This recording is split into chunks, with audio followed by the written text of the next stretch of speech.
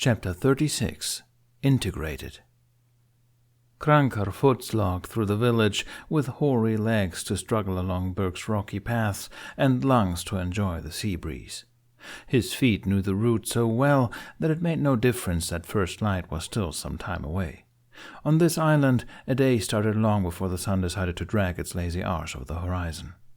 The ocean's greeting had not changed once in all his 52 years. The gentle crashing of waves, call of the gulls, and creaks of the docks all welcomed Krankar into a new day. Salt scented so strongly in the air that he could taste it, and already the stickiness that clouded every summer breath made his trek home more uncomfortable than usual. His limb stiffies always acted up in this humidity.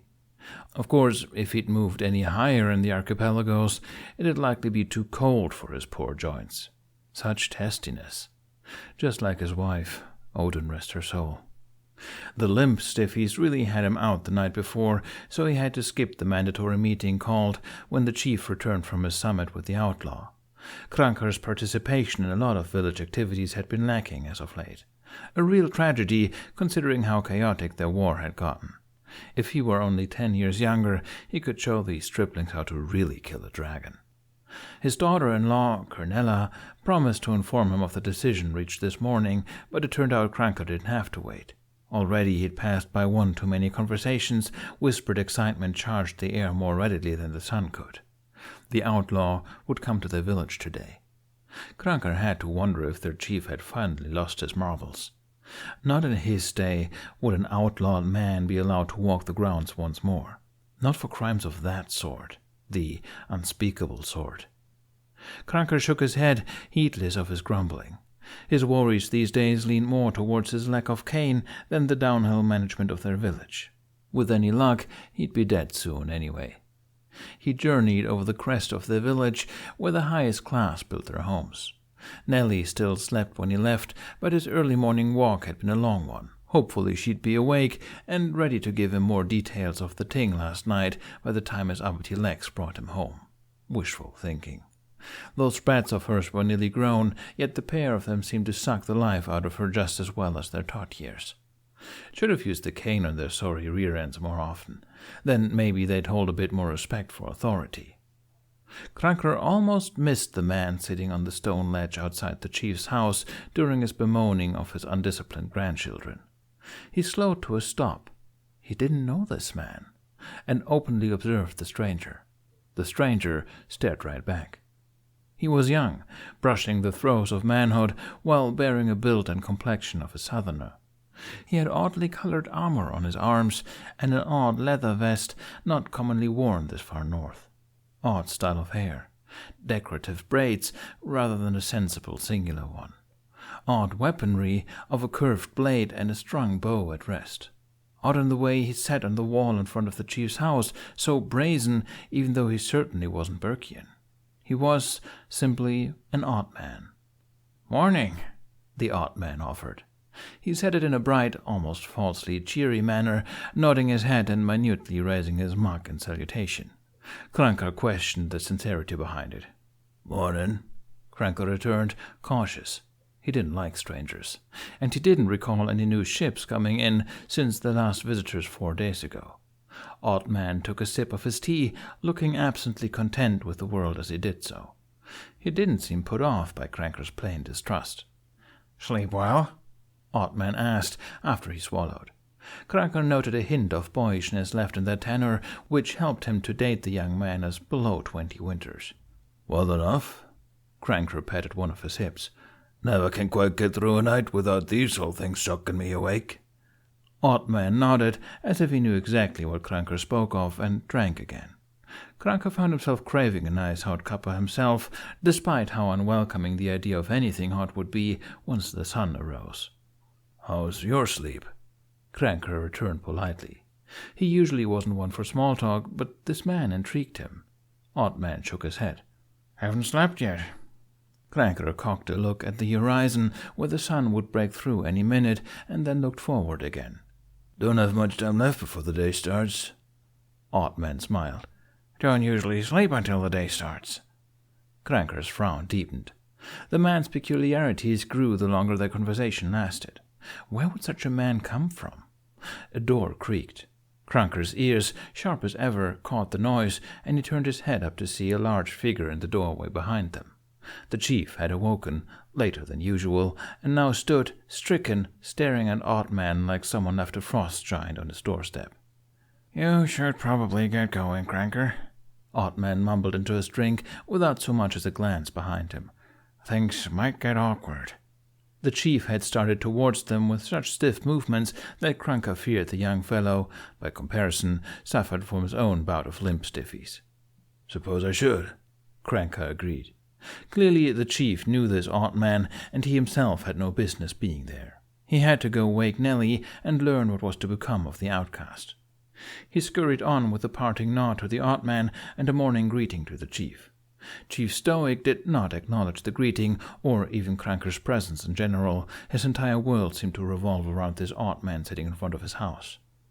As Cranker continued on his way home, he noticed a number of other farmers and fishermen slowing in their activities, each having noticed and keeping one eye on the stranger. None were close enough to carry a conversation, none seemed inclined to, but Oddman would give polite nods and smiles to anyone he made eye contact with. Cranker glanced behind him to where Oddman sat, now overshadowed by the hulking mass of the chief. He had never seen Stoic look more agitated or unsure of himself. It seemed to draw even more attention from the slowly rousing village. The unusual attitude exuded by the chief distracted Cranker from the similarities in the two men's features, the set of their shoulders, the shape of their hands. He felt like there was something his worn mind wasn't picking up. Cranker's eyes narrowed as it came to him. He hadn't told Oddman his name. Or he didn't think he had. "Odd," Cranker muttered, fearing his memory might be slipping along with his bones. He shrugged and continued on his way home to learn the fate of the chief's disgraced son. Hiccup could sense Stoic fiddling behind him, probably feeling as diffident and lost as he did in this moment.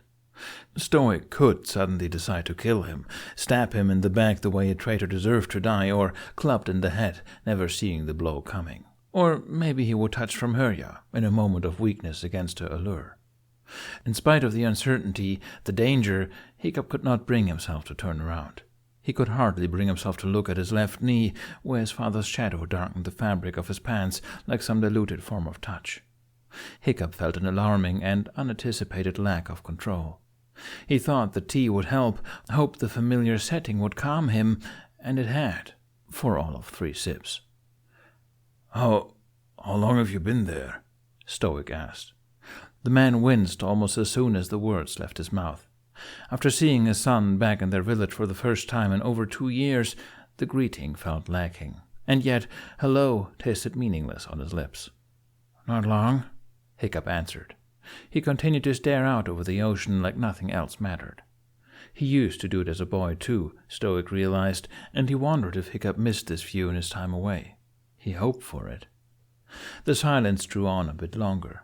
Stoic didn't know for how long or whose turn it was to speak. He felt transfixed by the length of Hiccup's hair, the same color as Valka's, the way it clawed around his shoulders when the wind blew, the way it trickled the glittering bow at his back. That bow. Stoic longed to reach out and touch the weapon, but a deeper instinct told him that doing so was foolish. There was something about the symbols etched into the brass, the way they curled and curved into each other, so perfectly spaced, so equally measured, that it was unnatural. Either a man spent a lifetime forging that weapon, or a god did so in an instant. Hiccup took a sip of his tea, and Stoic felt awakened. One by one, the stairs came to his attention. He noticed the walks that slowed as villagers passed, the whispers overturning with the gently crashing shoreline. Stoic's face darkened, and immediately backs were turned to them. "You were alone? Unprotected?" Stoic couldn't help but be critical. At his feet, Hiccup stiffened. "I can take care of myself," the young man returned, curtly. He blew gently on his drink, his actions of disinterest shielding the slight shake of his hands. The answer did not satisfy Stoic. "What if someone recognized you and attacked?" "No one's come near me." Hiccup remained inscrutable. He sounded tired, annoyed. It annoyed the chief to be treated as such. Stoic took another step closer, moving to Hiccup's side at the very edge of the stone hedge, but choosing to remain standing. "Where's your dragon?" he asked. Already he had scanned the surroundings and continued to do so, waiting for the devil to pounce out at him, waiting for all of this to be a trap. From the corner of his eye, Stoic saw Hitchups set his jaw forward, his classic look of determination. Or maybe it was frustration? Stoic felt contrite with the realization that he couldn't remember. "I can take care of myself," Hiccup repeated in a softer voice marked by anger. Stoic could sense quite a bit of impatience beneath that face of casual indifference, but he ignored the boy's anger in light of his own. "This is dangerous for you, you know. That I'm even letting you in the village is something in itself, but not everyone's going to be so lenient about it." "Did you tell the village," Hiccup asked curtly, "that I'm coming?" "Yes," Stoic replied. "Everyone's been told there's a temporary alliance and that you'll be treated as a delegate for the dragons." "And no one's supposed to attack me," Hiccup finished, settling the matter. "That doesn't mean they won't." "I know," Hiccup said. This time he sounded weary. "I don't think you do. This entire situation calls for a certain amount of delicacy." "Dad, Hiccup jerked like he just choked on something. "I know."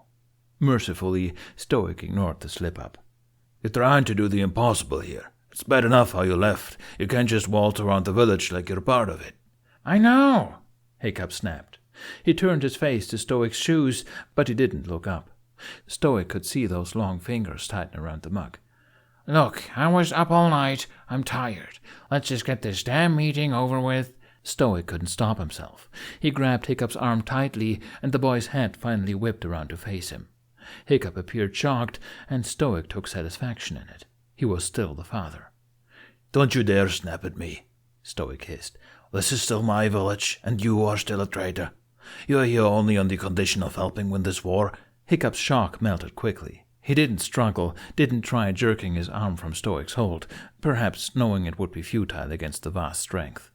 He settled on giving Stoic such a cutting stare that the chief felt like he just took 3 steps backwards in making any sort of progress with his son. Gods, there was so much defiance in that face. The worst part was, it looked familiar. "When is the meeting?" Hiccup asked flatly.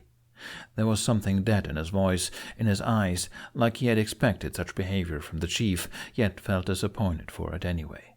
Affected, Stoic released the arm immediately. "After Dagmar," Stoic answered. He took a breath and ran a hand through his hair. Idly, he wondered where he left his helmet. Hiccup rose in a sweeping, sudden movement that had Stoic leaning back a tick. Once again, the chief stood in shock at how tall Hiccup had gotten. Not exactly filled out, not by their standards, but passing every expectation the man once had for the boy. "I'll meet you there," Hiccup announced, and he started walking away without any further ado. Stoic's morning hunger left him. So did any sleepiness lingering from his waking. For a moment longer he stood, numb, and watched his son walk through the village towards the forge. People turned and stared, first for his unfamiliarity, then because of recognition. No one acted against Hiccup, probably too shocked to see him stroll flagrantly among them so soon after having his status suspended, but Stoic still felt pained at what they could do to him. He didn't want to see that sort of animosity directed at his. A sour taste coated the back of his mouth as the beginnings of the whispers reached his ears. He knew village life would revert to how it had been after Hiccup's departure, that people would tiptoe around him and gossip would fly. What a shite way to start off a day. Stoic glanced down at the mug Hiccup had left, the steam rising made visible in the first rays of dawn. Bugger it all, that was his mug. "Howdy. Grapes!" Gobbo jerked so violently he nearly fell face first into the hearth. As it worked out, his lurch landed one of his mustache braids in the coals, and the frayed strands caught fire. The blacksmith bellowed and began slapping at the flame with his flesh hand. What the bleeding hell is the matter with you?" Gobbo roared. His wild eyes switched between the smoking hairs and Hiccup's grinning face in the shop window. "That could have cut me other arm off. Would have liked that, eh? You bar me idiot. Look at me bleeding hair. Look at it. Not good enough as it is. And what in the hell's crossing are you doing in the village, out in broad daylight? The first dollop with a half-shop neck can lop your thick head off. You're a bloody outlaw is what you are. Who d'you think you are, just walking around? Hiccup grinned and vaulted through the shop window effortlessly. It was child's play after hopping on the back of a growing dragon day in and out. "Morning, Gobber." Gobber approached Hiccup in a far more foreboding manner than his father had. His hammer hand gleamed, and his dark, sweaty brow could match Damien's dirtiest days. Yet Hiccup felt only comfort from crossing the threshold. It was almost like having Toothless with him, a charm to bring him familiarity, safety, and luck in an otherwise terrifying environment. Hiccup's geniality could not placate Gobber. He stopped a mere arm's length from Hiccup and shook his hammer. "I ought to knock that smarmy smirk off your face." "I thought we should go to the meeting together," Hiccup interrupted brightly.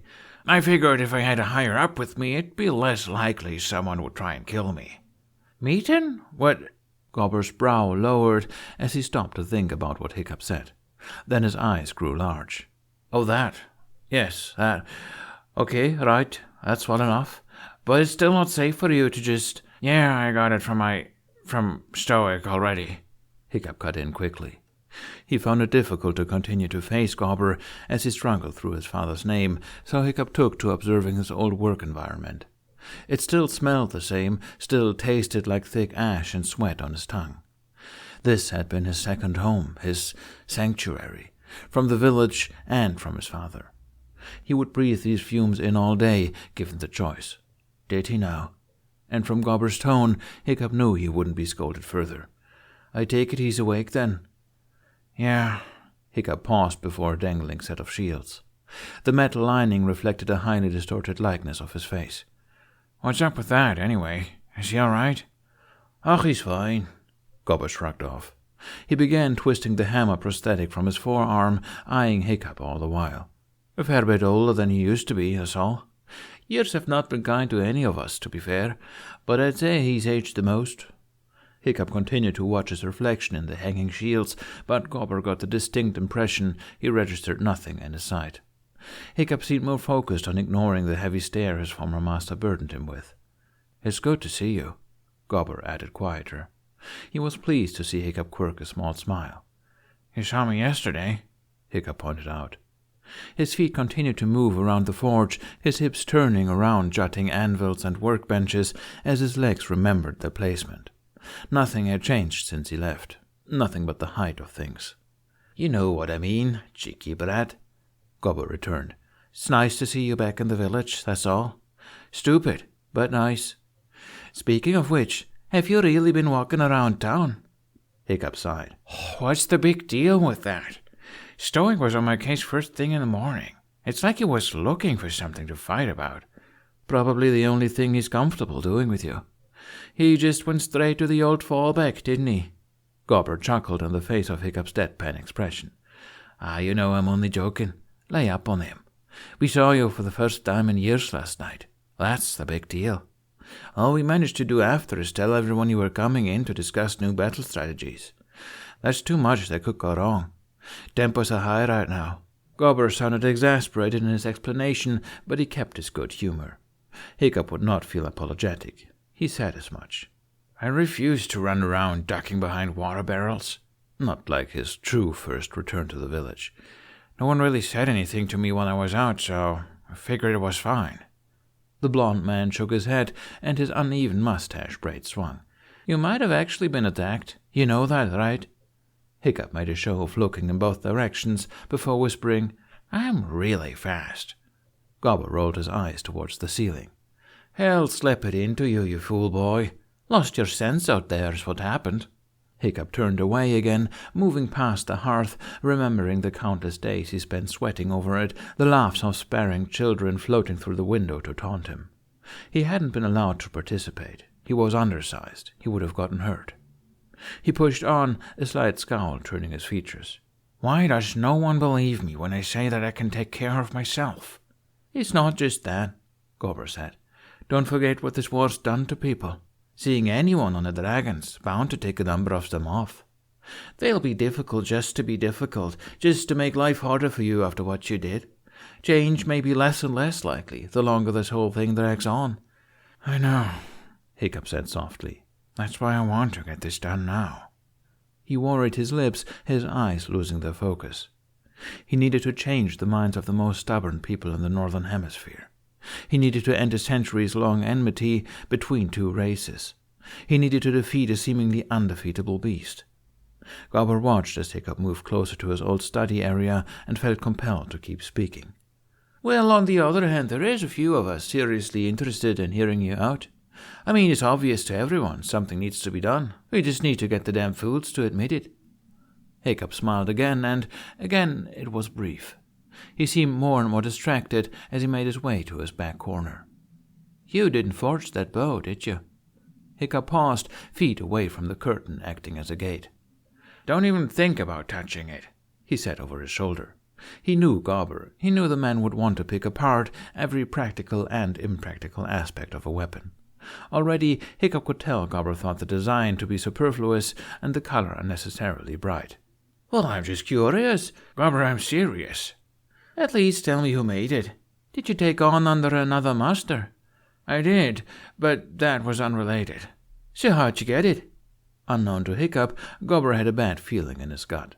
It seemed the sort of weapon one would have to sell their soul for, or their future. It was a gift, Hiccup murmured, distracted by the familiar feel of the old hanging cloth and from Hurria's small vibrations warming his spine. She seemed to like being talked about. One that I didn't have much choice in accepting. From? Thor. Hiccup pulled back the curtain as Gobber sucked in a breath. For a moment, neither moved. Nothing had been touched. No tagged papers taken down, no notes destroyed. Aside from the organized piles of old designs, it looked very much like how Hiccup had left it 2 years ago. Gobber hadn't allowed anyone in there but Fishlegs whenever the boy needed ideas. Not even Stoic was to touch anything, particular in his initial rage, when he wanted to obliterate any evidence of his son and his treachery. Hiccup hummed low in his throat and gave the small space a clean sweep with his eyes. Then he turned away from the room, allowing the curtain to fall closed. His face was more unreadable than Gobber had ever seen it. "All right?" Gobber asked. The boy looked a bit peaky in his opinion. "Yeah," Hiccup said after a curt clearing of his throat. "Yeah, I'm fine. We should go soon, yeah?" "Aye," Gobber agreed. He couldn't tell if Hiccup was upset that nothing had been done to the space or touched, but it was obvious the boy felt affected in some way. "Come on, then," Hiccup said. He started his way across the forge. This time he didn't take his time observing as he crossed the space, but his hands brushed by each tool and iron piece he passed, like he wanted to use every sense at his disposal to refamiliarize himself with the place.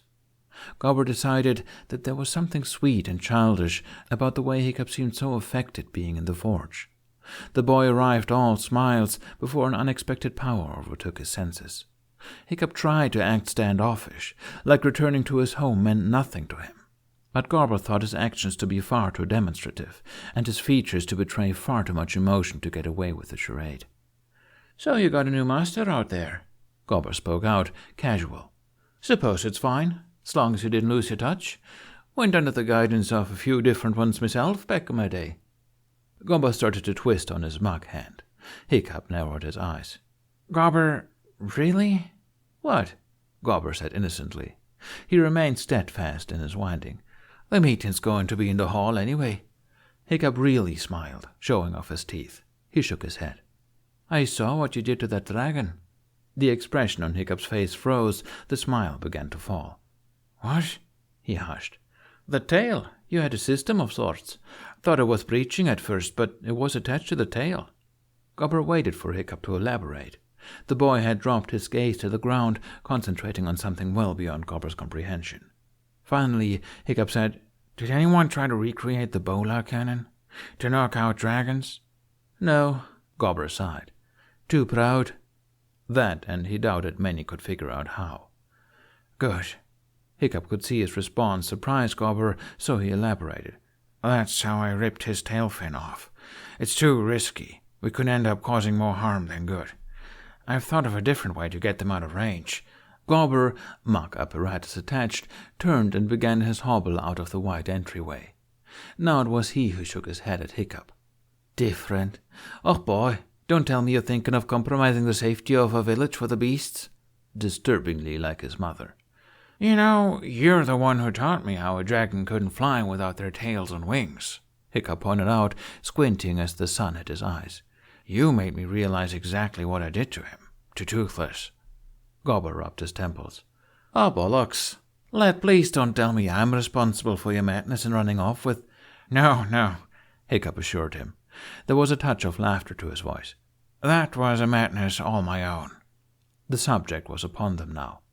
Light banter and comfortable conversation couldn't hide the fact that Gobber's apprentice abandoned their village for a dragon.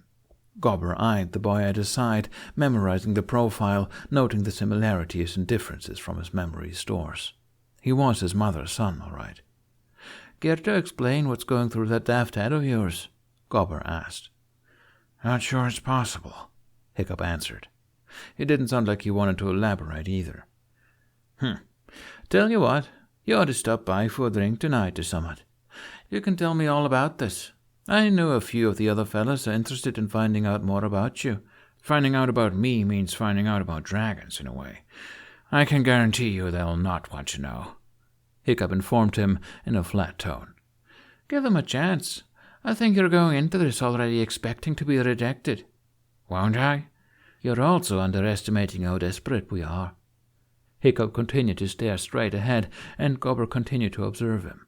His apprentice was taller, armed, and had an individual brand of confidence to augment his usually snarky nature, but he was still just a boy. He looked like a boy who took on too much without realizing it until it was too late. Do you even know what you're doing, lad? His question came out quiet and honest, personal. Gobber was all too aware of the stares now that they were out in the daylight.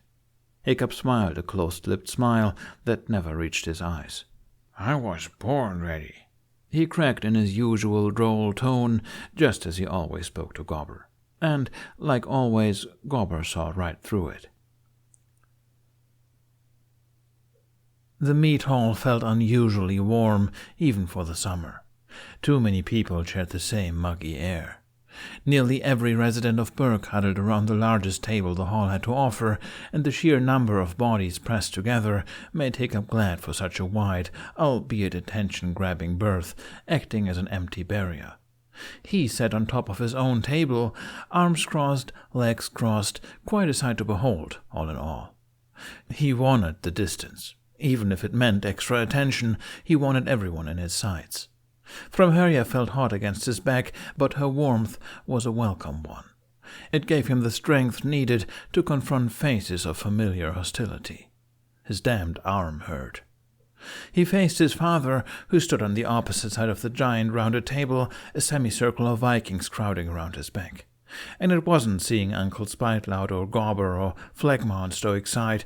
It was Fish and Astrid and Snotloud at his left, looking as authoritative as any official should be. They really had grown up. The full reality of what Berk went through, of what his peers went through, started to settle in on him. Not that he was without his own hardships, but he couldn't go on thinking he learned more than they in his time away. No one had been left unscathed. Settle down! Settle down! Stoic hollered above the din. It had the desired effect in half the time it would have taken any other man screaming at the top of his lungs to manage.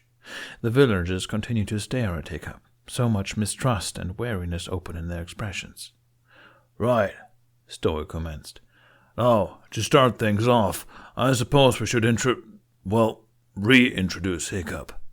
He raised a meaty hand towards his former son, but he barely glanced at him, as though Hiccup were nothing more than an old family antique lacking sentimental value.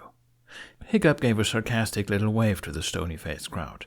It went unappreciated. "Where's your dragon?" some disembodied voice shouted from the throng. "He's not here today." Hiccup shocked himself with the strength carried in his voice, but the following pride settled some of his nerves. He had worried over how he might sound to them. He wanted to speak up, never fumble his words, because he wanted to show these people he wasn't a scared, awkward kid anymore. He was a scared, awkward man. "Why?" This time Hiccup saw who asked. Leisberg, or something to that effect, the father of Speedy Fist. "Because I don't trust you," Hiccup answered. His eyes started on Leisberg, but swept across the crowd before they landed on his father. Stoic looked as though he were seeing right through him. Hiccup felt like they had already fallen into an old routine. Then the noise met his ears. Outbursts of whispers pattered around, more frowns directed at him. At his father's side, he saw Astrid slap a hand to her head. Maybe she just had a hangover. "Quiet!" Gobber snapped. He too frowned at Hiccup, not reprovingly, simply weary. They all looked weary. His father especially. "We all agreed what's best for this village beforehand, so shut your mouths and listen." "Not all of us," someone muttered nastily, and Hiccup saw an unfortunate number of heads move in agreement. His own tiredness struck him then. He was fighting an uphill battle from here on out. He didn't have Toothless with him, and he felt just a little too overwhelmed for tact. "Whether you agree or not, this village is going to be destroyed if you don't listen to me," he informed the naysayers tartly. "Why should we listen to you?" another voice sneered. "Because you're out of options." From another direction, Hiccup heard, "You say we're out of options." "Listen to him," Fishlegs announced, his voice loud and deep. Hiccup's eyes snapped to the large boy, and he realized that Astrid was right. Fishlegs had changed. He just spoke out against the village. "We're out of options, and we've only ever seen progress at Hiccup's doing. The chief met with him. They saw him riding a dragon. Everything Hiccup's told us so far has been true, whether you want to admit it or not. So let's get his diagnosis on this war and figure it out from there." Hiccup felt like he had accidentally stepped into the wrong village. The entire hall had settled down at Fishleg's words. "Thanks, Fish." He offered the blonde a nod of appreciation. Fishlegs managed to return it, taking a moment to recover from the shock of receiving thanks in the first place. Or maybe it was simply having Hiccup address him. Hiccup had the floor again. He released a deep breath, leaning one elbow on his knee as he drank in the sight of everyone he could fit in his vision. "Listen up. I didn't bring Toothless. You'll find out why he's named that later. I didn't bring him because it's too soon, and I'm not going to risk his safety at the hands of you." Hiccup caught himself from saying jumpy idiots just in time. He probably should not have visited Gobber beforehand, because now he had a glut of harmless insults to throw at people without the restraint to hold his tongue. "Anyway, what you need to know is that the dragons are not acting of their own free will. They're victims." People started whispering again, faces angry. They didn't want to hear this. They didn't want to hear a damn thing he was saying, even though he spent all night working on saving them. "Shut up!" Hiccup barked. The sharpness and volume to his words startled everyone into silence. Hiccup kept his eyes sweeping the masses, avoiding looking directly ahead into the elite. He felt like he was just barely holding on to his head, and he didn't want anyone to know how scared he felt addressing an entire population responsible for a lonely childhood. He took a steadying breath. "There are mean ones, and there are nice ones, just as often as you'll run into a mean or nice human. But they are all slaves. The thing that controls them is referred to as a demon, all right? A demon that controls their minds. The demon uses them to hunt for it, and when they don't bring enough food, they're eaten themselves." No one started whispering this time. Hiccup didn't know if he'd written this to his father in a previous letter, or if they truly had no idea, but something he said managed to disturb an entire meat hall full of Vikings into stillness. "However, it cannot control human minds." "What?" Hiccup's eyes snapped to his father's, and for the first time since that morning he felt like they made eye contact. "What are our chances of attacking this thing directly?" "Bad," Hiccup responded without any thought to it. "Aside from the fact that it's a demon, it has hundreds and hundreds of dragons at its disposal, so long as they're in a range of control. You've only had to fight a portion of them because the rest are sent to neighboring villages. If you're in the nest, it's too overwhelming." "There's been an increase in those attacking us, and an increase in the numbers of settlements suffering," Gobber mentioned. Hiccup nodded. "I'm not surprised. The demon's power is growing. She's fed more, she grows stronger, she extends the range of control, she manages to capture more dragons, and she's fed more. Do you see the cycle? It's only going to get worse, and it's going to get worse faster and faster until there will be absolutely no stopping her. This isn't going to resolve itself on its own. What you're seeing here is the beginning of the end." His wording may have come off as a little dramatic, but Hiccup could see he was reaching them. He could feel it. Less people scowled, more had blank looks of puzzlement and contemplation. It was a hard shell to crack, but Hiccup knew some people heard him, actually heard him, which was more than he hoped for walking into the hall.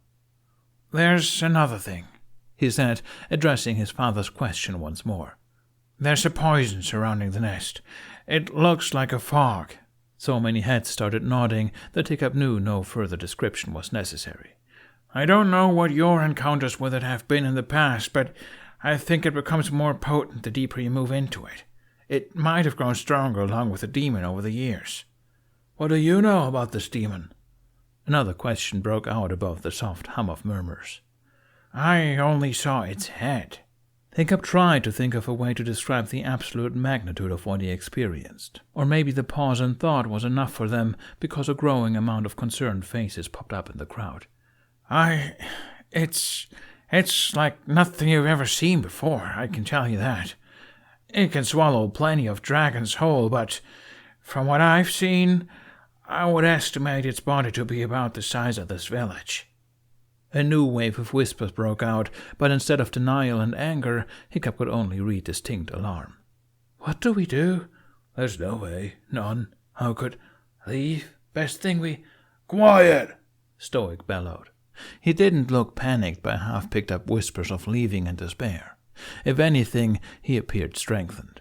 Stoic turned back to Hiccup, his face grave. "Have you any solutions in mind?" Hiccup nodded and prepared himself for sure rejection. "First, we have to whittle down its army by taking dragon after dragon out of range. Here." Hiccup unrolled the map of the barbaric archipelagos he had resting across his lap until then. He held it flat at his stomach, revealing the charcoal perimeter of the demon's jurisdiction he'd spent the night mapping. "I marked the area of control. We were on the edge of it." He tapped a dotted line running through the Isle of Berg. "But now it's out here." He tapped a point in the ocean. "So, waiting for them to come to us isn't prudent. They're too far in to simply knock out." Tiredness struck him again out of nowhere. Maybe it was because he hadn't drunk enough water, but the absolute stuffiness of the building suddenly came to his attention. The air he breathed tasted stale, overused, and his vest too heavy. He didn't want to be here. A cool spot under Toothless's wing for a nap sounded more inviting than he'd like to admit. Focus. He shook his head. What we need to do is fly to these farthest perimeters." "Wait, did he say fly?"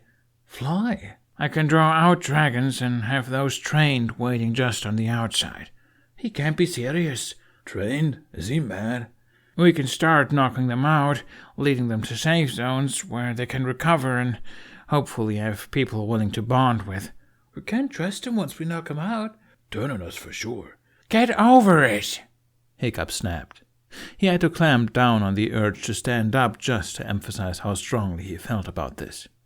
"They're nothing like you think they are. They aren't so much different from Vikings.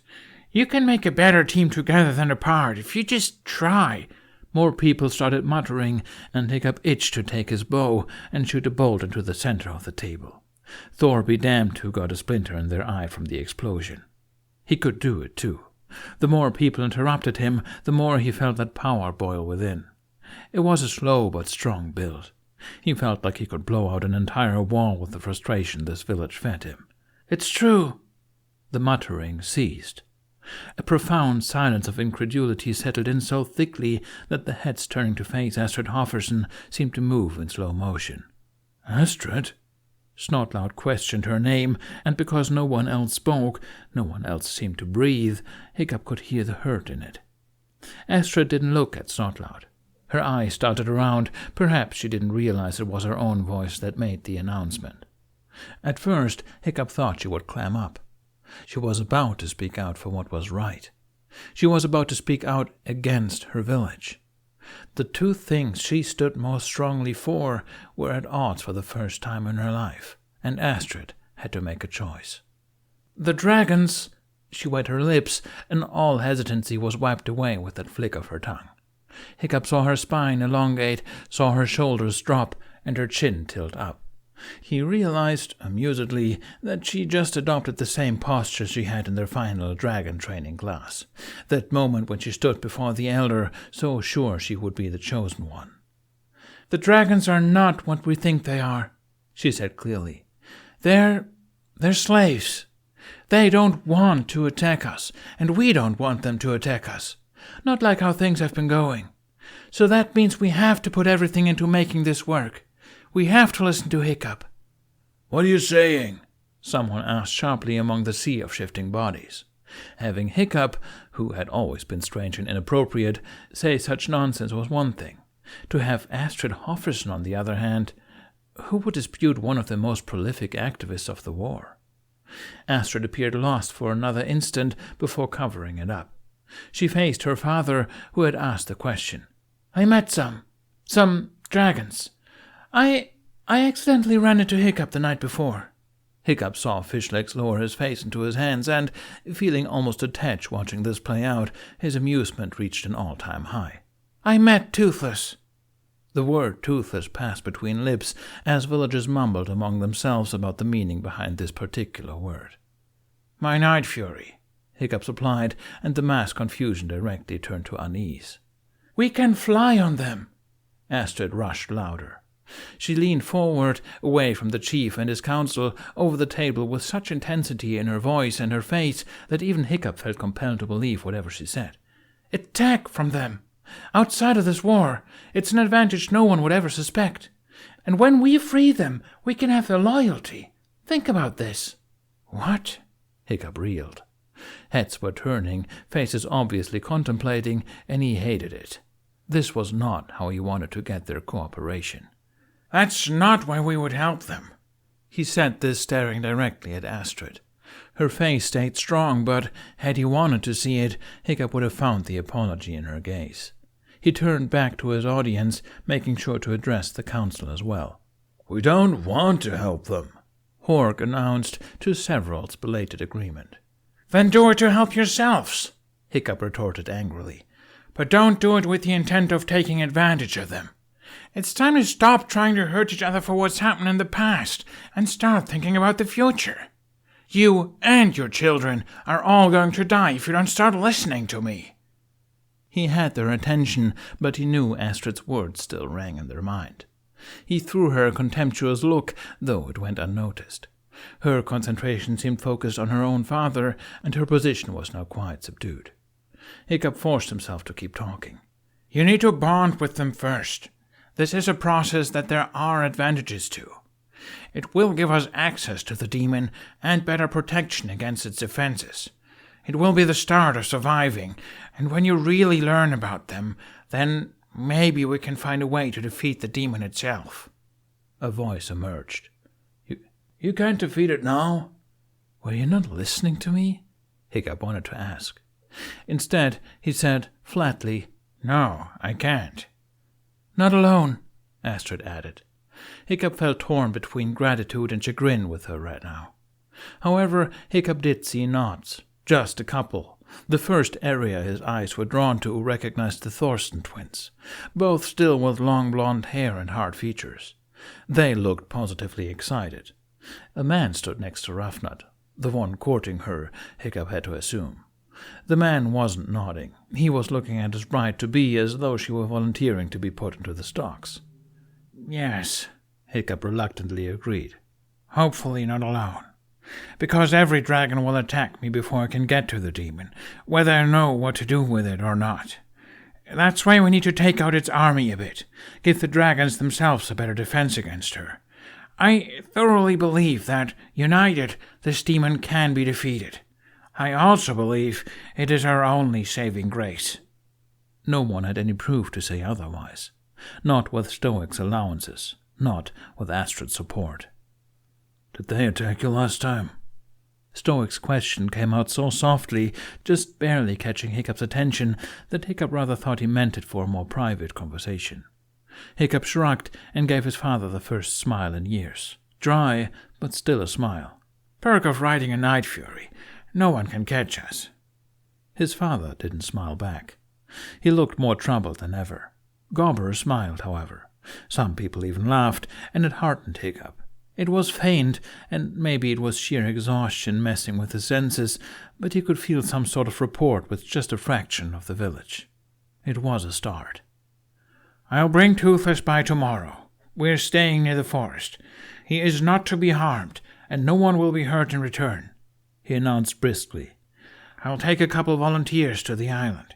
You can get there by boat, where the dragons have freed so far residing. It's just to introduce you, and only volunteers," Hiccup assured when he saw some of the frowns returning. He didn't want to lose that minute understanding just yet. "Those dragons are free to move about as they please. They can leave whenever they want, but they've chosen to stay by me. They are outside of the control, but they are still dragons. If you do anything stupid, I will help them kill you." And there went that report. Hiccup slipped from the meat hall amazingly well for someone with a glowing bow at his back and the status of an outlaw hanging over him like a personal rain cloud. His father immediately began to conference with those closest to him, and Hiccup could not ignore the opportunity to break away for a time. He knew he had to speak to his father again. There was so much planning to be done, and so much arguing on his part. But the movement of the crowd when the meeting released suddenly had Hiccup feeling smothered. He couldn't pick out individual actions anymore. There were too many, it got too loud, and he felt too trapped. He really just needed to see Toothless for a moment. Then he would return when his father was a bit more isolated. It would be safer. "Hiccup!" He spun, having just made it outside the meat hall doors, and immediately stepped to the side to allow people to pass. It took him a moment to figure out who called him.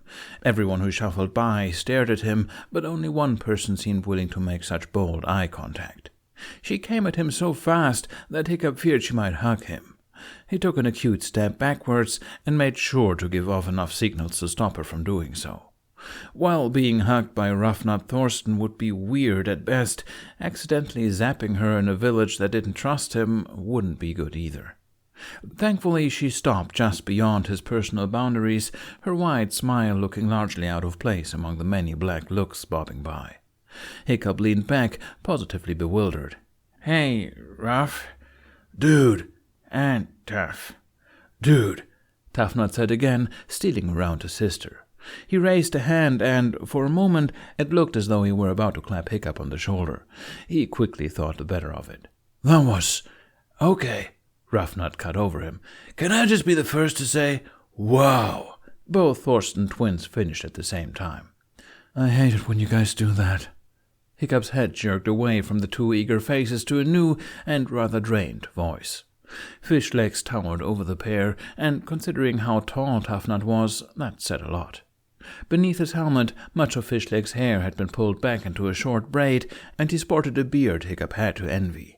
So long as he was bound to Toothless, he'd probably never feel the weight of a full one on his jaw. Toughnut reached up and slapped the broad-shouldered man on the back. "Nice job, Fish." Fishlegs gave his fellow blonde a weak smile. "I'll never get used to it. I swear I never will." There was a relief to his voice that told Hiccup the passive Fishlegs of old was still in there. "Thank you," Hiccup said, "for backing me in there." Fishleg's smile strengthened quite a bit. "Well, it's all true. Everything you've told us since you first left has checked out." Hiccup grinned back. "I can't believe you were up there, right with the council. What are you, the village tactician?" Fishlegs shrugged in modesty. "Anything that requires charting, calculation, or analysis, I suppose. Actually, I really have you to thank," he admitted, and he rubbed the back of his neck in a habit Hiccup could barely dredge up from memories of their childhood together. "Me?" Fishlegs nodded. "Yeah, I mean, you really helped the village, and you found a way to do it that was so you. I figured if you could do it, so could I. That and—" Fishlegs glanced at the twins, contemplating if he should keep talking. He did, but his voice lowered a touch. "That and I wanted to help you, give you some credibility here, a way back into the village, or something. I guess I wanted to make up for, being a bad friend." For a moment, Hiccup could only stare at the large man, as though trying to make sense of an explanation-turned-apology. Fish, Fishlegs went back to rubbing the back of his neck, feeling much too exposed under such scrutiny. Look, Hiccup, for what it's worth, I'm sorry. Hiccup started to shake his head. He could feel the power of his suppressed laugh lighten his chest. Fish, it's all right. You've done enough with getting them to start listening to me. I'm sorry, too. Roughnut spoke out, bewildering both men with her sudden admission. Hiccup struggled with his voice for a moment. Sorry I didn't realize how awesome you are, she finished, doing a little fist pump. I don't. Man, you didn't pull any punches, Toughnut crowed loudly. A couple of passers-by gave them more dark looks. Hiccup felt like he was somehow tainting the others simply by speaking to them. Roughnut started to reminisce. When you told Liceberg you didn't trust him, that was actually meant for everybody. When you told everyone to shut up, Toughnut added. Editing? Who does that? And you know I'm on the volunteer list, right? Roughnut asked. Because I'm totally going to ride a dragon. It's going to happen. Oh, Toughnut looked like he just recalled the entire purpose of the meeting. Me too. Hiccup looked to Fishlegs, wordlessly asking how to turn them off. If you couldn't tell, they're really excited about shaking things up, Fishlegs explained, slightly apologetic. And the manner in which you're going about it is probably approved only by them. Is it true you were wandering unescorted around the island today? Hiccup sighed for the umpteenth time. What is with that? Hey, guys. Astrid emerged from the crowd next, elbowing a couple people out of her way in a typical Viking fashion. Hiccup frowned at her. I know what you're going to say, she began just as he opened his mouth. But I figured it would at least help people listen to you. Hiccup closed his mouth. Then he closed his eyes. I understand and appreciate what you were trying to do, he said slowly, but I don't think starting any relationship between two formerly warring races under false pretenses, hypocrite, she immediately inserted. Her lips had pursed. I don't want them trying to take advantage of the dragons, Hiccup restated. There you go, thinking only of the dragons. Guys, Fishlegs interrupted. It worked in silencing the twins as well, who were half listening, half countering each other's delusions of dragon riding. Come on, how did you ever get anywhere yesterday? Yeah, Astrid, can't believe you lied to us and went after Hiccup, Roughnut said, appearing rather displeased as the fact weighed in on her. It wasn't pretty, Hiccup groaned under his breath to Fishlegs. He rubbed the bridge of his nose. He didn't think he'd be able to get much done tonight, dragon-wise. His head pounded already. Astrid observed his behavior and took note of the sallow quality to his cheeks and eyes she hadn't noticed the night before. Did you sleep at all? She asked, remembering how he mentioned spending the night charting the entire perimeter of the dragon. It had already been late when they parted. No, he responded shortly. Did you? She snorted. Yes, sleeping is all I'm allowed to do. My father's furious with me for coming in late. Why were you late? Snotlout asked. He strode up to the group, one of the last to leave the meat hall. He stopped by Toughnut's side, he looked at Astrid, and he didn't acknowledge Hiccup's presence. Yeah, Toughnut piped up. Why were you late? His eyebrows waggled up and down until Astrid knocked him on the shoulder. He was convincing me not to kill him, she answered. It took all night. She looked at Hiccup, who nodded, bearing a straight face. All night, he confirmed. They grinned at his admission, and it dawned on Hiccup that everyone he wanted to impress and hang out with as a boy now spoke to him in welcoming tones. Everyone but Snotlout, that is. So you met one? You really met a Night Fury? Fishlegs directed at Astrid, unable to keep the envy from his voice. It was the Timberjack that was interested in her, Hiccup tossed out as an offhand comment. Timberjack? Fishlegs looked about ready to start dancing on the spot. How many do you have on that island? Just me, Toothless, the Jack, and a Nightmare. I was hoping to see if I could get a couple more tonight, but I'm not sure it's going to happen. The twins exchanged bewildered looks. Fishlegs rocked back on his heels. Snotlout eyed him with a mixture of curiosity and reserve. And you just, hang out with them? Roughnut pressed. Hiccup felt like he missed out on something big with how his casual reference to dragon life was received. He knew spending any time with dragons outside of killing them was typically objected to in these parts, but he couldn't quite comprehend what justified the, in his opinion, exaggerated reactions. I visit them, I sleep there, he shrugged. They're both very friendly and very grateful for me freeing them. The Jack and the Nightmare, I mean. Toothless is just needy. Toothless. Hiccup felt something twist in his stomach, and the unreal need to make sure Toothless was okay overcame him. What if someone didn't go to the meeting, went to the cove instead, and got eaten by a night fury? How would they spin that? Look, that's not what's important here. The dragons want to help free the others, but as soon as they cross over into the demon's range, they'll be lost. However, if they bond with a human, they'll be able to fight. Why humans? Fishlegs cut in. Hiccup blew some of his hair out of his eyes. Well, there's something about our minds that protects us. I can't really explain it. Our minds? Snotlout snorted lamely. Are you saying we need to battle this thing with maths and... No, Hiccup said shortly, too tired to get into it with his cousin's boorishness. The only one he could possibly use as a logic translator was... He turned to Fishlegs. Fish, what are a human's greatest physical defenses? The large man immediately went into his standard recollection pose. Well, upper body strength can be pretty good, though leg tone can mean... No, I mean against a dragon, or even a bear. How do we compare? Fishlegs immediately made light of the correlation. We can't, actually. Comparatively, our bodies are rather weak. Our skin is thin. We tend to rely on outside sources for heat, like clothes. He listed for the benefit of the twins. Our nails are weak, bodies smaller. Exactly. Hiccup cut him off, because, if memory served him right, Fishlegs could and would go on forever with facts. So how is it that we've survived so well? Weapons? Fishlegs struggled to figure out what Hiccup so obviously wanted him to. The outcast continued to stare at him. Which we come up with our minds. Exactly. Hiccup smiled widely. Humans are smart, and that's what sets us apart from every other creature. We can create. Our intelligence has kept us alive against all odds. From what I've experienced, there's something about the human mind that's powerful enough to keep her out of it. And by bonding with the dragon, we extend that... Whoa, Toughnut broke in, hands splayed out in front of him. The demon is a girl? Hiccup blinked, trying to think if he accidentally alluded to such a thing, or why it was important.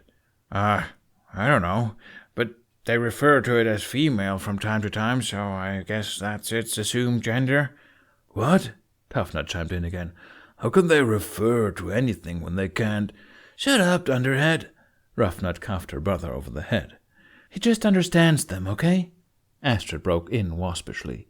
He turned back to Hiccup and nodded for him to continue. Hiccup hadn't realized how closely she'd been paying attention until she started to speak again. He felt her unwavering focus as a slight distraction at his side. Right, so, back to my original point, if they have a human rider, one they've spent time with and trust, they can return to her control but keep their minds. Fishlegs finished. Have you proven this? He said he went to the nest. Astrid responded instead. She looked to Hiccup for confirmation. Right? With Toothless? Yeah, he said, though he didn't want to get into that subject yet. It works, and it should work for others, too. They protect you from the dragons, we protect them from the demon. It's the only way to get close. I just need people to stick to the other stuff. Knock dragons out of control. Get creative. I can go in and lure them to the edge. What do you get to? Snotlout asked. He couldn't picture himself on a dragon, not ever, but he was still to be chief one day. Why should Hiccup get to play the hero? Because I'm the only one who knows what he's doing, Hiccup responded blandly. He hardly spared Snotlout a glance. I'm in! Roughnut hollered loudly, shooting her hand in the air. Toughnut pushed her to the side. Sign me up! Absolutely, Fishlegs grinned. How do we choose? You don't choose, Hiccup said, heartened by their enthusiasm.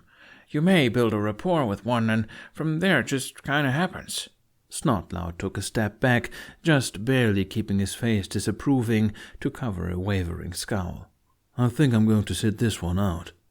Hiccup gave him a small smile anyway, trying to keep things neutral between them for as long as he could. "That's fine," he assured Snotlout. Honestly, Hiccup was surprised Loud hadn't punched him in the face yet with the obvious animosity he felt from his cousin. He turned back to the others. "Well, you four are more than I could have hoped for.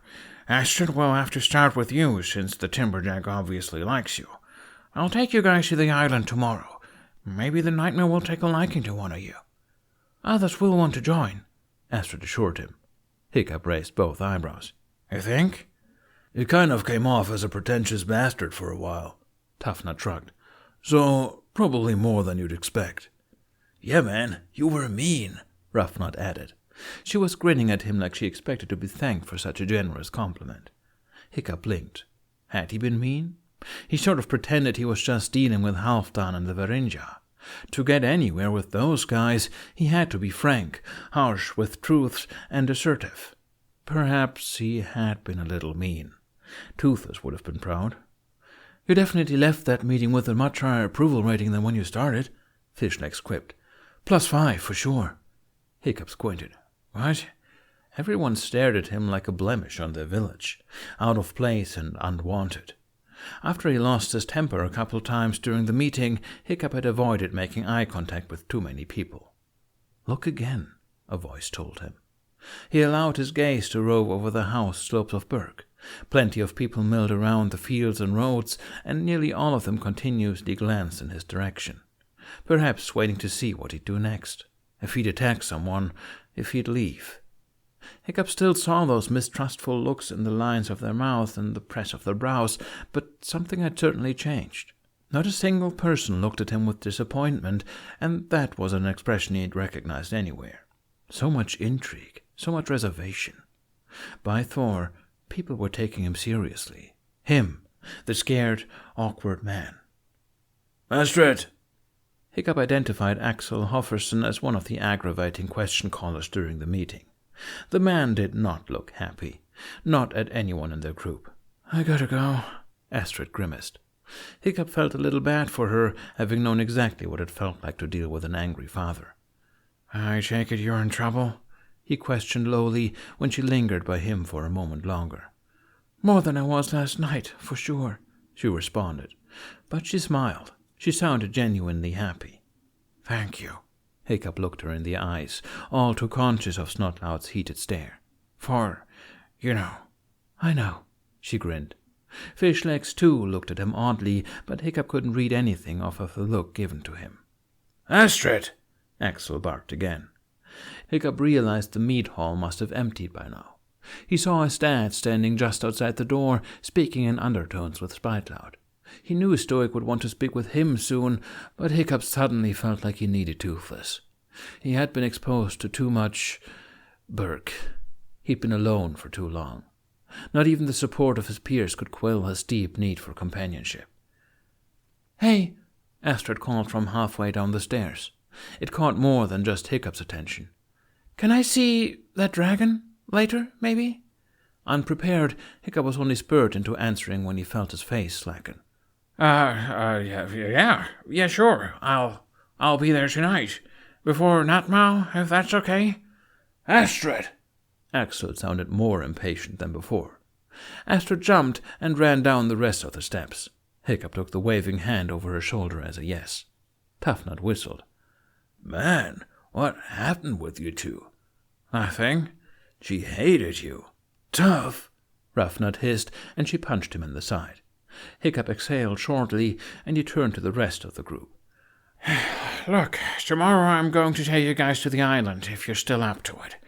I'll meet with my dad in the morning, and then, after your chores or whatever you do, just meet me by the West Bridge."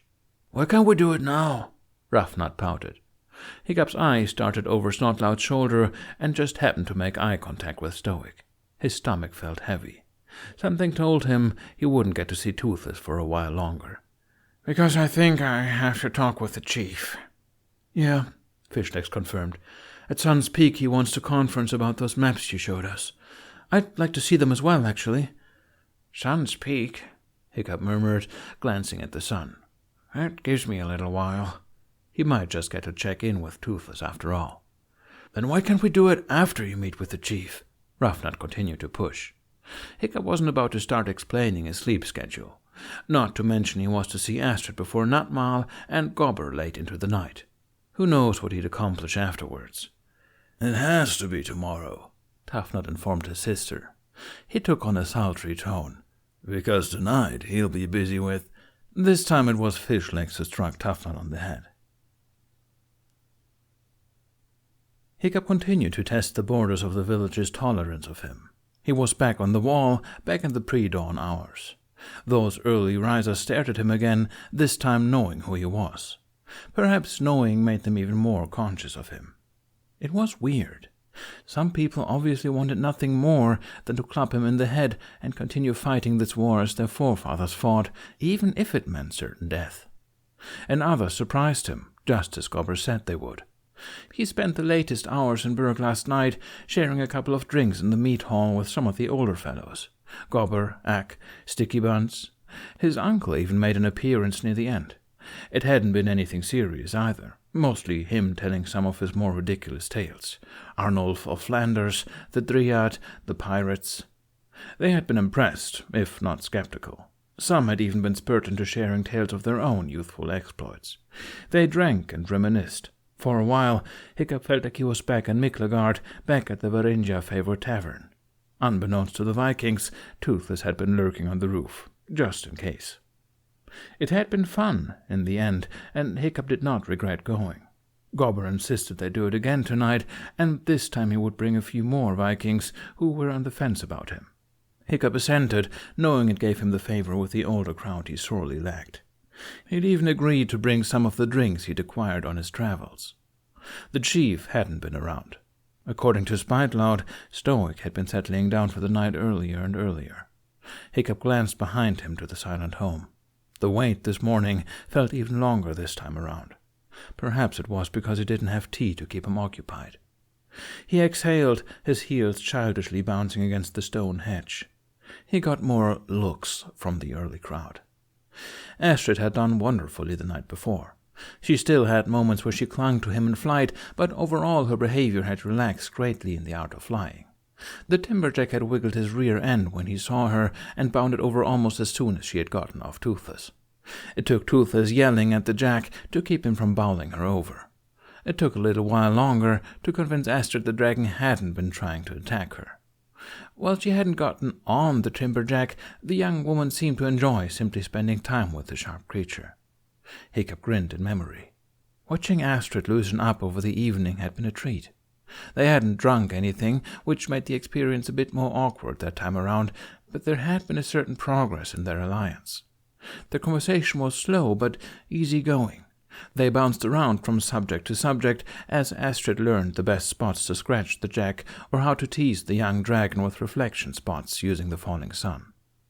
Hiccup barely got her home in time for Nutmile. Unfortunately, Astrid wouldn't be joining them today when he showed Fishlegs and the twins how to sail to the safe island, as he called it. Astrid warned him that she was on thin ice with her father, and she'd have to find a way to placate his feelings about her in close quarters with dragons. Hiccup understood this. He learned of her mother's death, something they could both talk to each other about once the subject came up, and Hiccup knew Axel to be a fair and sensible man, one that probably clung to the last of his family. He tried to appear patient when he nodded at Astrid's admission, but he desperately needed help knocking dragons out. If he were lucky, Astrid would start flying soon, and the nightmare would choose one of the Vikings he brought to the island. If he were extra lucky, he'd find more and more volunteers to ride the dragons they knocked out, provided they could bond with dragons enough to counteract the demon's control. But before any of this could take place today, Hiccup had another meeting. The word started to carry a negative connotation, and this time with the council only. They'd try some real strategies where he and Fishlegs would be expected to cooperate with the expertise of the veterans and come up with some suitable battle plans. Hiccup already had a list of small details to smooth out in his head. Saddle designs for different breeds to different human bodies, cooperation of other villages. He needed to find a way to deal with the poison, especially if he were to even think of bringing more people in there. A presence materialized at Hiccup's side, so much smaller than his father's, yet somehow just as powerful. Hiccup jerked at the movement, at the shadow, and quickly twisted to face the village Gothy, draped in all her furs, carrying her imposing staff. Ah! Her sudden appearance left him bewildered and wondering how she got there without him realizing. She didn't greet him at first. She silently settled herself down on the stone hedge by his side, close enough to indicate they were more than the acquaintances he recalled them as. Then she turned her head to face him. Something crushed inside his chest, some twisted mixture of familiarity and remembrance and surrealism, because he knew her. He knew her in another life. He knew those clear grey eyes that time and mortality could never change. Gudrid, he spoke quietly. It was funny. The name passed his lips before the connection fully transpired within his mind. As soon as the word registered in his ears, he felt the shock of it all strike him. The elder smiled, a face he knew covered in wrinkles and memories. Hello, Hiccup. That was her voice. He knew it for certain. He recognized it underneath the waver of age and time. He knew it finally reached his ears from outside his mind. Hiccup's heart wrenched in two different directions, because as excited as he felt about actually meeting her in reality,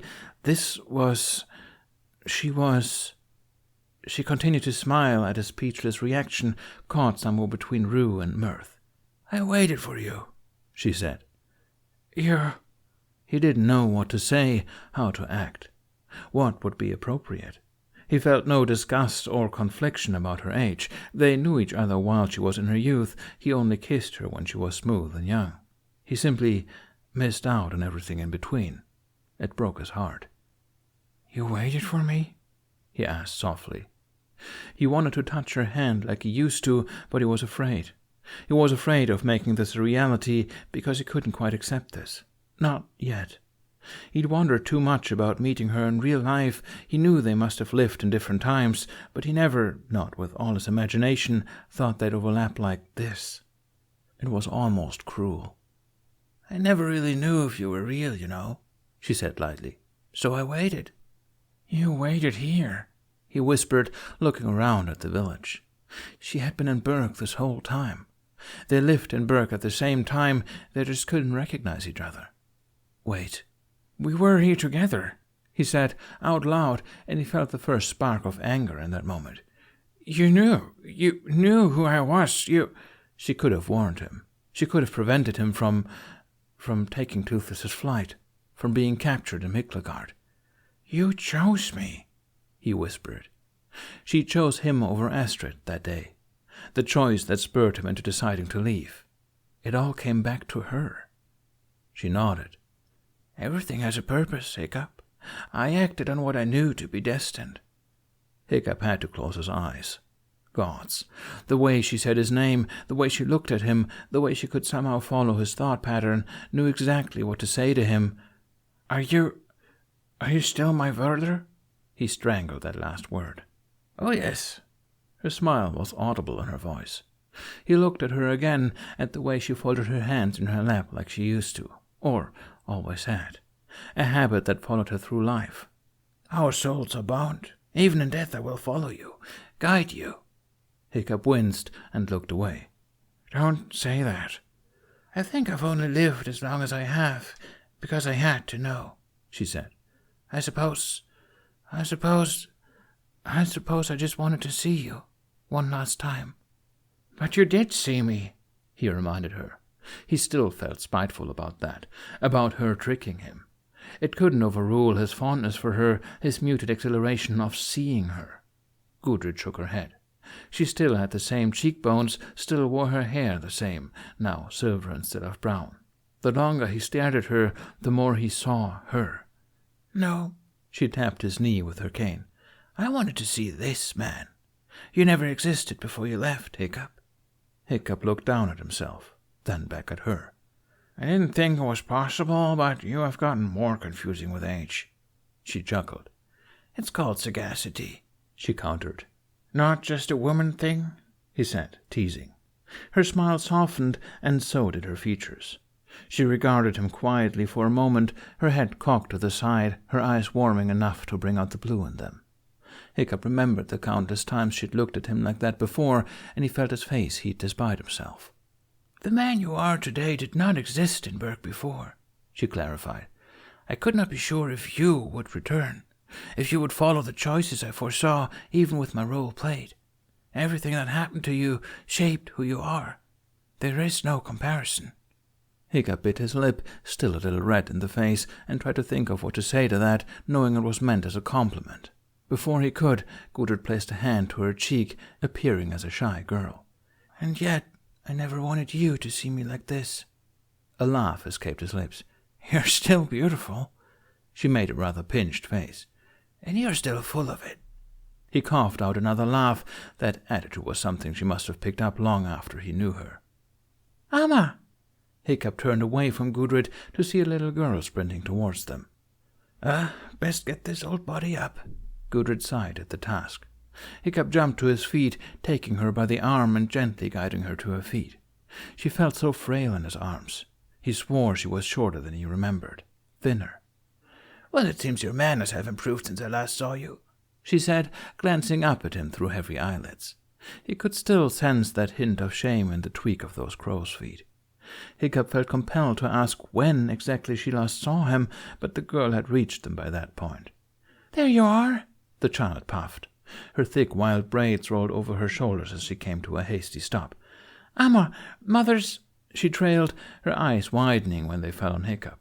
The boisterous little girl suddenly grew very shy when his eyes turned to her. Gudrid lifted a hand, inviting the girl to run into her side so she could watch Hiccup while in the safety of her Amma's arms. I don't suppose you remember my granddaughter, Thera? Gudrid asked. Hardly. Hiccup spent too much time yearning about joining the other kids his age or working in the forge. A little. He smiled at the girl, and she tucked herself further into Gudrid's verse. Hi, Thera, I'm... Hiccup, I know who you are. Thera piped up unexpectedly. Gudrid rubbed Thera's back reassuringly. A part of Hiccup still had trouble accepting that the elder was Gudrid. Her mannerisms were so grandmotherly, and yet... My granddaughters had dreams of you as well, Gudrid informed him. Amma, Thera hissed. She seemed to melt into Gudrid's side even more until only her eye and one hanging braid were visible. Gudrid chortled and patted the slender back. Nothing to be ashamed of, child. Wait, Hiccup held up a hand.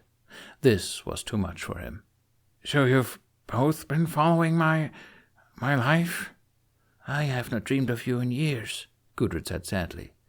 My granddaughter is to be the village's next soothsayer, as they inherited my gift of sight. She has only had a few dreams, more of the larger events in your life, I'd say, and possibly only as they happen, though it is yet to be revealed what her connection to you will be. To dream of someone repeatedly indicates a deeper purpose, after all. She spoke the last part to Thera, who appeared as perplexed as Hiccup. You married? Hiccup inquired. It just occurred to him that to have grandchildren meant having children. Gudrid seemed prepared for such a question. Yes, I married, and he was a wonderful man to me. You had a good life? He had to ask. He had missed it. I did.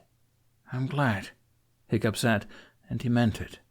I am still uncertain if that was the reason I had not seen you until today, Gudrid mentioned quietly. I had a good husband, and good children, and wonderful grandchildren. She looked down at Thera, who smiled back brightly, and then returned her gaze to Hiccup. But I never forgot my first love. Hiccup blushed, and while Gudrid smiled at him, there was something melancholy added to it. She reached out, took his hand in her own, and patted the back of it as a grandmother would. He looked at those hands, spotted and gnarled, and remembered when they held his face and drew him in for his first kiss. It is what it is, she sighed. Never meant to be, but no less real. His eyes lifted back to hers, grey and lined, and he felt like he was back in Hugrafella. I am glad I got to see you again. Gudrid continued to smile, continued to keep her lips pressed together like she was fighting down laughter or tears. I just needed to see you, to know you were real. I'm real, he assured her. His voice sounded far away to his own ears. Thera started to pull Gudrid away. Gudrid, who still smiled at him, who gave him a sense of direction when his only friend in the world was a dragon. Gudrid, who gave him his first memories of true affection, who gave him from Hurya. Gudrid's hand slipped from his. Hiccup watched it fall away from him. He watched as the child and grandmother moved farther and farther from him with linked arms, one supporting the other. He watched as distance shaded their forms, blurred them until he swore he could see Gudrid as a girl again. I never forgot my first love. Hiccup still couldn't figure out if the love he felt was his own or projections of her love for him in Huggervöller. Either way, he knew that he too would never forget her. She was real, after all. They had found each other.